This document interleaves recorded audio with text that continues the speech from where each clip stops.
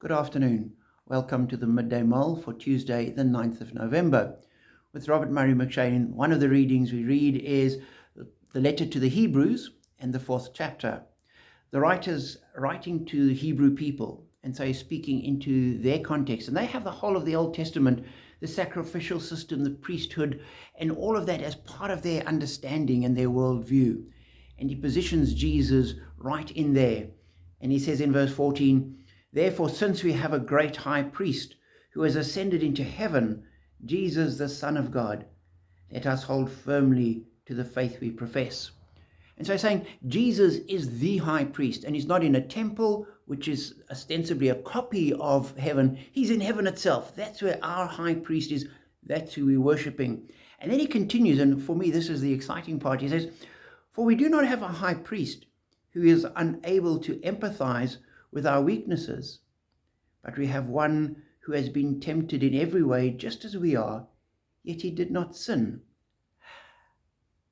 And our approach would generally be, well, certainly mine is, I've been tempted, I didn't sin, so what's wrong with you? Just get your act together, sort of try harder. You oughtn't to do that. But we're told that because Jesus was tempted without sinning, he understands temptation, he understands our weakness, he understands our frailty. He can empathize with us in our weakness and our sin. And that's why he's such a fantastic high priest. We approach him and he can fully understand where we're coming from and why we are where we are.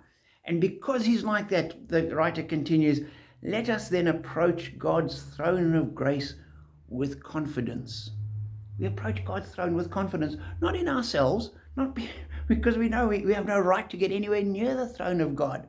We are sinners through and through, but we have a high priest who understands, and that's our confidence. Our confidence is in this high priest, Jesus, who has been tempted and understands and empathizes and will bring us into God's presence. We approach God's throne of grace with confidence so that we may receive mercy and find grace to help us in our time of need. We go and we receive mercy. Yes, we deserve judgment, but the judgment is always tempered with God's mercy as we approach him, trusting in the high priest we have. And so we receive mercy and grace to help us. And for me, that is just such a wonderful, wonderful image. So as we go through life, we get it wrong. And Jesus understands. He was tempted in every way, just as we are. He understands our weakness and our frailty and our failure.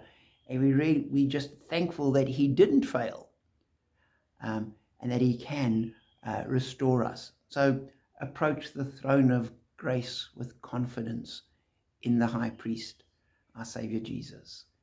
And as we do that, we are blessed.